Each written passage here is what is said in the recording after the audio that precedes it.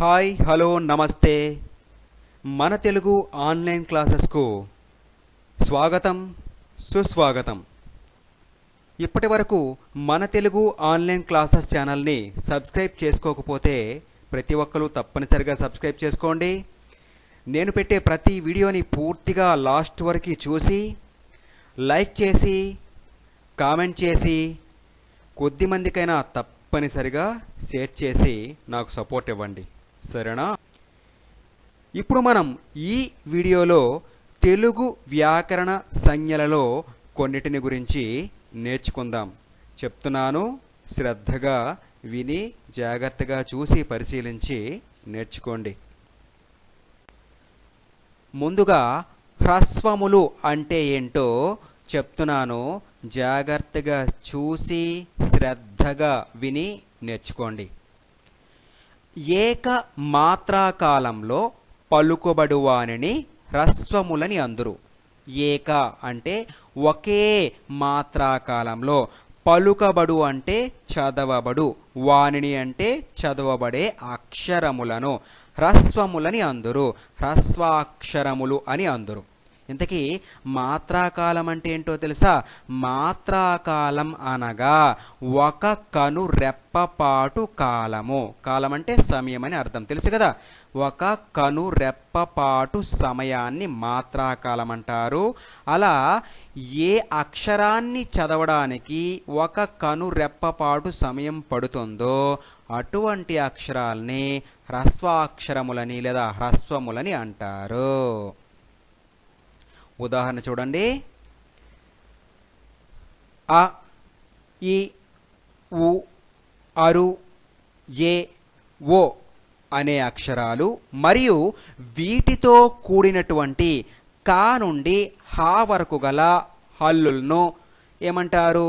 హ్రస్వములు లేదా హ్రస్వాక్షరములు అంటారు. అర్థమైందా?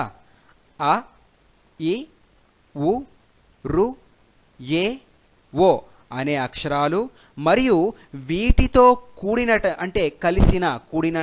కలిసినటువంటి హల్లులు ఏవైతే ఉన్నాయో, హల్లులు కా నుండి హా వరకు ఉన్నటువంటి 37 అక్షరాలు కదా, అటువంటి హల్లులు కూడా ఏమవుతాయి? హ్రస్వములు లేదా హ్రస్వాక్షరములు అవుతాయి. అర్థమైంది కదా? తర్వాత దీర్ఘములు అనే వాటి గురించి చెప్తున్నాను, జాగ్రత్తగా చూసి శ్రద్ధగా విని నేర్చుకోండి. ద్వి లేదా అంతకన్నా ఎక్కువ మాత్రల కాలంలో పలుకబడు వారిని దీర్ఘములని అందురు. దీర్ఘములంటే ఏంటి? ద్వి లేదా అంతకన్నా ఎక్కువ. ద్వి అంటే 2 లేదా అంతకన్నా ఎక్కువ మాత్రల కాలంలో. మాత్రల కాలము అంటే కను రెప్పపాటుల సమయము కాలంలో. పలుకబడు అంటే చదవబడు వానిని అంటే అక్షరములను దీర్ఘములని అందురు. ఏమంటారు? దీర్ఘములని అంటారు. ఉదాహరణ చూడండి. ఆ, ఈ, ఊ, అరు, ఏ, ఐ, ఓ, ఔ మరియు వీటితో కూడిన హల్లులు అంటే కా నుండి హా వరకు గల హల్లులు ఏవైతే ఉన్నాయో అవి కూడా ఏమవుతాయి? దీర్ఘములు అవుతాయి. దీర్ఘములు లేదా దీర్ఘాక్షరములు అవుతాయి. అర్థమైంది కదా? తర్వాత మనం గుణములు అంటే ఏంటో తెలుసుకుందాం. జాగ్రత్తగా చూసి శ్రద్ధగా నేర్చుకోండి. ఏ, ఓ, అర్ అనువానిని గుణములని అందురు. అంటే ఏ, ఓ, అర్ అనే మూడింటిని కూడా గుణములు అని పిలుస్తారంట. అర్థమైంది కదా? ఇక్కడ ఉదాహరణ చెప్పడానికి ఏమీ ఉండదు. పైన ఏమన్నాడు? ఏ, ఓ, అర్ అనువానిని గుణములు అంటారు కాబట్టి ఉదాహరణ కూడా ఏ, ఓ, అర్ అనే వస్తాయి. అర్థమైందా? తర్వాత వృద్ధులు అంటే ఏంటో చెప్తున్నాను, జాగ్రత్తగా చూసి పరిశీలించి శ్రద్ధగా వినండి, సరేనా? చూడండి. ఐ, ఔ అనువానిని వృద్ధులు అని అందురు. ఐ, ఔ అనువానిని వృద్ధులని అందురు. అంటే ఐ, ఔ అనే 2 అక్షరాలకి వృద్ధులు అని పేరంట. వీనిని అంటే ఈ ఐ, ఔ అనే వానిని వక్రతమములని కూడా అందురు. ఏమంటారు? ఐ, ఔ అనే అక్షరాలని వక్రతమములు అని కూడా అందురు. చూడండి ఉదాహరణ, ఐ అవే వస్తుంది. ఎందుకని?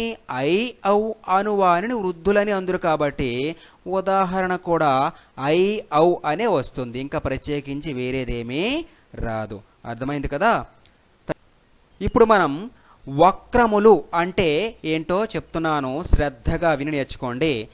వంకరగా పలుకబడు వానిని వక్రములని అందురు. వంకరగా పలుకబడు వానిని వక్రములని అందురు. అంటే చదివేటప్పుడు వంకరగా చదివినట్లయితే అటువంటి వానిని వక్రములని అంటారు. ఇంతకీ వక్రములని ఏ ఏ అక్షరాలు అంటారో చూద్దామా? చూడండి, ఏ ఏ ఓ ఓ అనే 4 అక్షరాలకి కూడా వక్రములు అని పేరు. అర్థమైందా?